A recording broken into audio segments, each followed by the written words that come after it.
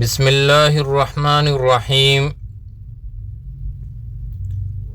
حضرت ابو ہریرہ رضی اللہ تعالی عنہ سے مروی ہے کہ رسول اللہ صلی اللہ علیہ وسلم نے فرمایا، جانتے ہو مفلس کون ہے؟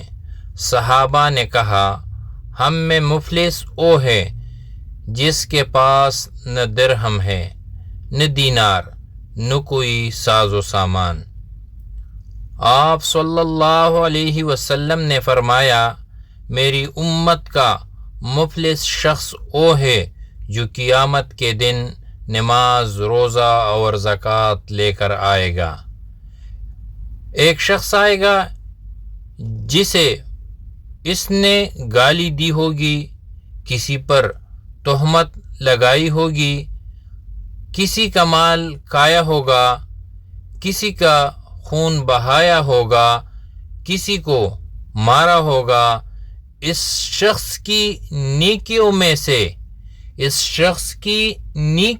سے اسے بھی دیا جائے گا، اور اسے بھی دیا جائے گا اگر اس کے ذمے لوگوں کے حقوق پورے ہونے سے پہلے اس کی نیکیاں ختم ہو گئی تو ان کے گناہ اٹھا کر اس شخص پر لاد دیے جائیں گے، پھر اسے آگ میں پھینک دیا جائے گا۔ آخر میں اللہ سے دعا ہے کہ اللہ اس دن کے مفلس ہونے سے بچائے۔ آمین ثم آمین۔ اگر ویڈیو پسند آیا ہو تو چینل کو سبسکرائب کرے اور اپنی آراء کمنٹس کرے۔ ویڈیو دیکھنے کا شکریہ۔